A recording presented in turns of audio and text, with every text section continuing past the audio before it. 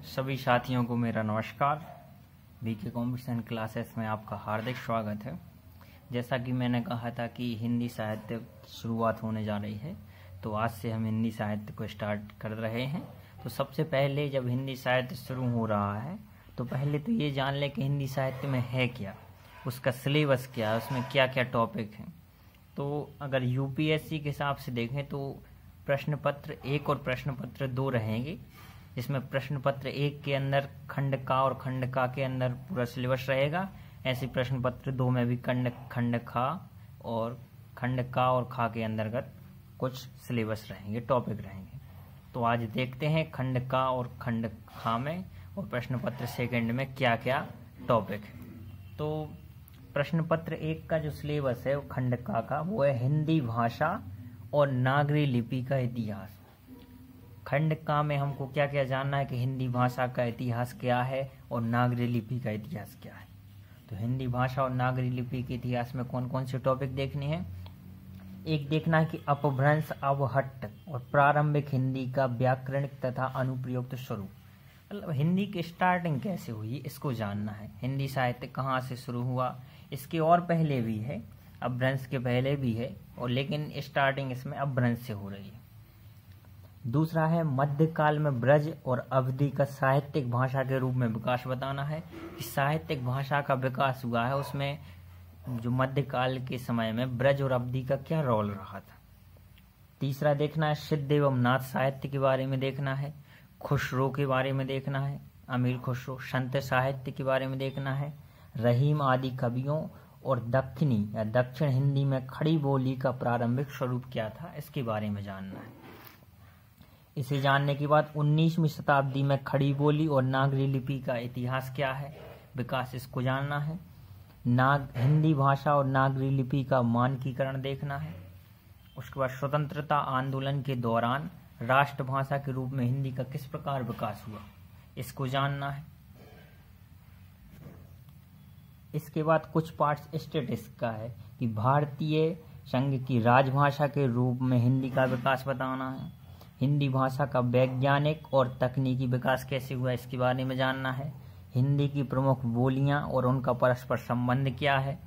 नागरी लिपि की प्रमुख विशेषताएं और उसके सुधारों के प्रयास क्या हुए तथा मानक हिंदी का स्वरूप क्या है और मानक हिंदी की व्याकरणिक संरचना क्या है। तो ये है पेपर फर्स्ट, हिंदी भाषा और नागरी लिपि का इतिहास, खंड का। खंड का के बाद हम खंड खा पर आएंगे, वो पद्य होगा जिसमें बताया जाएगा कि आपको क्या क्या पढ़ना है। तो आइए खंड खा पर चलते हैं। खंड का में हमने देखा कि हिंदी भाषा का इतिहास, अब हम देखेंगे हिंदी साहित्य का इतिहास। तो हिंदी साहित्य की प्रासंगिकता और महत्व तथा हिंदी साहित्य के इतिहास लेखन की परंपरा क्या है, इसको जानना है। उसके बाद हिंदी साहित्य के इतिहास के निम्नलिखित 4 कालों की साहित्यिक प्रवृत्तियां जाननी है कि आदिकाल में कौन कौन कवि थे, भक्ति काल में, रीति काल में और आधुनिक काल में। देखिए यहाँ पर हम इनके कवियों के बारे में पढ़ेंगे, और जब हम प्रश्न पत्र 2 के खंड खा पर जाएंगे तो वहाँ इनका वर्णन भी पढ़ेंगे। जैसे कबीर, यहाँ कबीर के बारे में पढ़ेंगे तो वहाँ कबीर ग्रंथावली पढ़ेंगे, जायसी के बारे में पढ़ेंगे, पद्मावत पढ़ेंगे, तुलसी पढ़ेंगे तो सुंदरकांड और कवितावली पढ़ेंगे। तो इस प्रकार से उनका वहाँ पर वो भी देखेंगे। अभी बताएंगे कि आपको किस तरह पढ़ना है, क्योंकि सिलेबस बहुत बड़ा है, तो किस तरह हम कंप्लीट करेंगे इसे। तो आदिकाल में देखिए, आदिकाल में आपको सिद्धनाथ और रासु साहित्य के बारे में देखना है, और प्रमुख कवि में आपको चंद्रबरदाई, खुसरो, हेमचंद और विद्यापति के बारे में देखना है। हालांकि विद्यापति भक्ति काल के हैं, लेकिन कोर्स मैंने आदिकाल में रखा गया है। खंड खा में है भक्ति काल, संत काव्य धारा, सूफी काव्य धारा, कृष्ण भक्ति धारा और राम भक्ति धारा।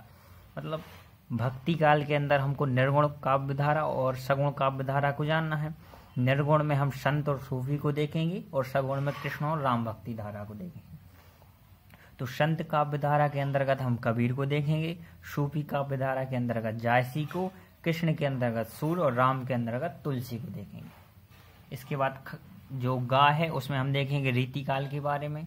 तो रीति काल में रीति काव्य, रीति बद्ध काव्य और रीति मुक्त काव्य देखेंगे। इसमें कौन कौन कवि हैं रीति काल में, केशव, बिहारी, पद्माकर, घनानंद के बारे में देखेंगे।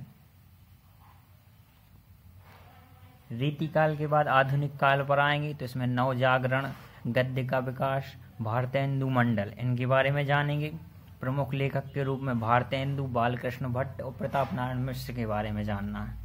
इसके बाद आधुनिक हिंदी कविता की मुख्य प्रवृत्तियां में छायावाद, प्रगतिवाद, प्रयोगवाद, नई कविता, नवगीत, समकालीन कविता और जनवादी कविता के बारे में जानेंगे। और इसमें प्रमुख कवि हैं जो आधुनिक हिंदी कविता के, वो है मैथिली शरण गुप्त, जयशंकर प्रसाद, सूर्यकांत त्रिपाठी निराला, महादेवी वर्मा, रामधारी सिंह दिनकर, अज्ञेय, मुक्तिबोध, नागार्जुन। इनमें से महादेवी वर्मा को छोड़ दिया जाए तो जितने भी कवि हैं उन सभी को हमको पेपर 2 में भी पढ़ना है। तो यहाँ भी उनके विवरण कंप्लीट करेंगे और वहाँ पर उनकी पद्य को देखेंगे कि क्या लिखा है उनने। अब इसके आगे देखते हैं और क्या है इसमें। अब इसके बाद आ गए कथा साहित्य पर। अभी हमने देखा था चारों कालों की साहित्यिक प्रवृत्तियां, अब देखेंगे कथा साहित्य। कथा साहित्य में आपको उपन्यास और यथार्थवाद के बारे में जानना है। हिंदी उपन्यास का उद्भव और विकास, उपन्यास और कहानी है इसमें, उपन्यासकार और कहानीकार। तो प्रेमचंद्र, जैनेन्द्र, यशपाल, रेणु और भीष्म शाहिनी, ये हैं उपन्यासकार। और कहानीकार कौन कौन है?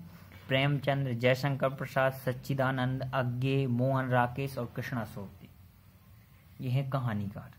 देखिए यहाँ पर हम इनको पढ़ेंगे, अब वहाँ पर मोहन राकेश का साड़ का एक दिन पढ़ना है, जैसे प्रेमचंद की कहानियाँ पढ़नी है, एक दुनिया समानांतर पढ़नी है, तो ये कहानी हो जाएगी। ऐसे उपन्यास में हमको मेला आंचल पढ़ना है, दिव्या पढ़नी है, महाभोज पढ़ना है, गोदान पढ़ना है प्रेमचंद्र का। तो इन्हीं के उपन्यास जो हैं वो खंड प्रश्न पत्र सेकंड में पढ़ेंगे। ऐसे नाटक देखिए, हिंदी नाटक का उद्भव और विकास। अब प्रमुख नाटककार भारतेंदु के बारे में, जयशंकर प्रसाद, जगदीश चंद्र माथुर, राम कुमार वर्मा, मोहन राकेश, ये नाटक है। और हिंदी रंगमंच का विकास कैसे हुआ, ये नाटक और रंगमंच हो गया। तो क्या क्या हो गया? उपन्यास, कहानी, नाटक। इसके बाद है लास्ट टॉपिक प्रश्न पत्र सेकंड का, वो है आलोचना। इसमें हमको हिंदी आलोचना का उद्भव और विकास देखना है। सैद्धांतिक, व्यवहारिक, प्रगतिवादी, मनोविश्लेषणवादी, आलोचना और नई समीक्षा। प्रमुख आलोचक के बारे में रामचंद्र शुक्ल, हजारी प्रसाद द्विवेदी, रामविलास शर्मा और नगेंद्र, ये है प्रमुख आलोचक। तो ये है इतना प्रश्न पत्र 1 का सिलेबस। थोड़ा बड़ा है सिलेबस, थोड़ा टाइम भी लगेगा, लेकिन यह है कि एक बार आप पढ़ने लगेंगे तो आपको इंटरेस्ट आएगा, क्योंकि बहुत मज़ेदार सब्जेक्ट है। अब हम चलते हैं प्रश्न पत्र सेकंड में कि वहाँ क्या क्या पढ़ना है। अब हम आ गए हैं हिंदी साहित्य प्रश्न पत्र सेकंड में। यूपीएससी में एक नोट्स लिखा हुआ है, इसको ध्यान से पढ़ लीजिए कि इस प्रश्न पत्र में निर्धारित मूल्य पाठ्य पुस्तकों को पढ़ना अपेक्षित होगा और ऐसे प्रश्न पूछे जाएंगे जिनसे अभ्यर्थी की आलोचनात्मक क्षमता की परीक्षा हो सके। मतलब इन पुस्तकों को भी पढ़ना है। जैसे कबीर में आपको कबीर ग्रंथावली के आरंभिक 100 पद पढ़ने पड़ेंगे। सूरदास का भ्रमर गीत सागर पढ़ना पड़ेगा। तुलसीदास में आपको रामचरितमानस का सुंदरकांड पढ़ना पड़ेगा और कवितावली उत्तरकांड पढ़ना पड़ेगा।